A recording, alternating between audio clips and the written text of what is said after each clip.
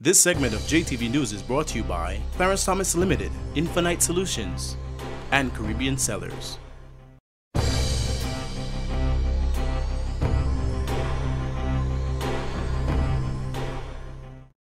FIFA has opened ethics proceedings against 10 more Caribbean Football Union officials from 6 countries linked to the Cash for Voters bribery scandal that unfolded earlier this year.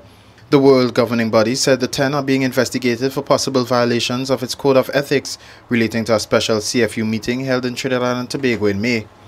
Those under investigation are Anguilla's Raymond Guichard and Damian Hughes, Antigua and Barbuda's Everton Gonzalez and Gordon Derrick, Dominica's Patrick John and Philip White, Montserrat's Vincent Cassell and Tandika Hughes, the Bahamas' Lionel Haven and Oliver Camps of Trinidad and Tobago.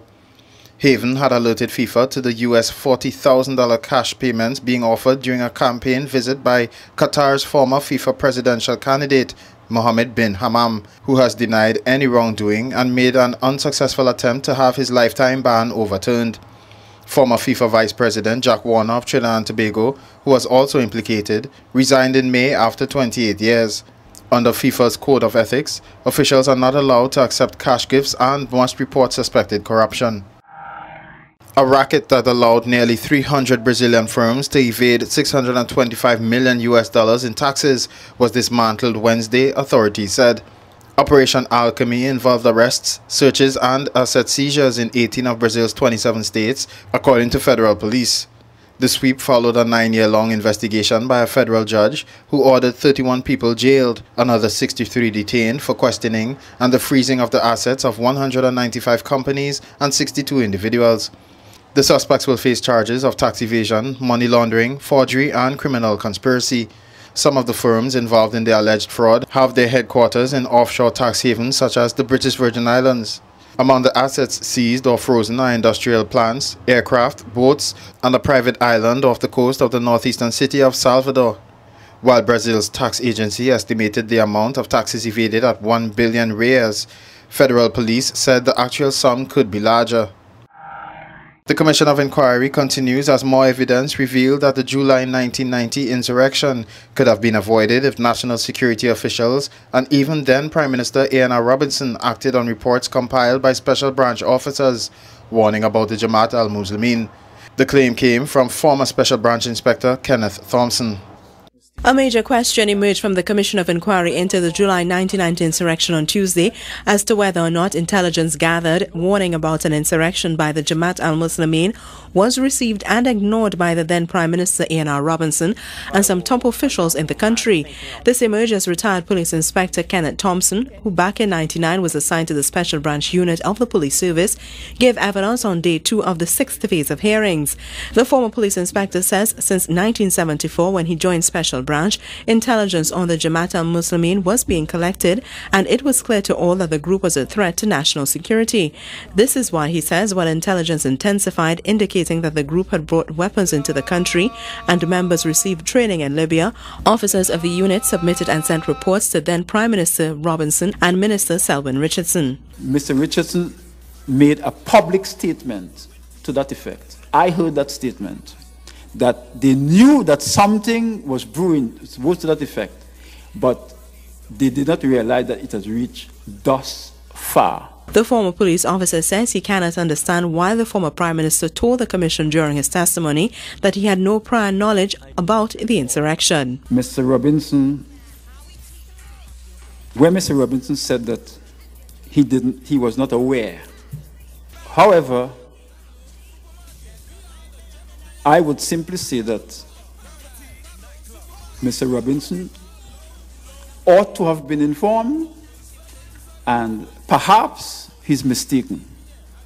Giving further evidence to bolster his testimony, the former Special Branch officer says a monthly intelligence report was submitted to the Prime Minister and others about intelligence gathered, and even after the insurrection, several officers, then Corporal Coker and Inspector Provoto, complained bitterly that they too compiled reports which were obviously ignored.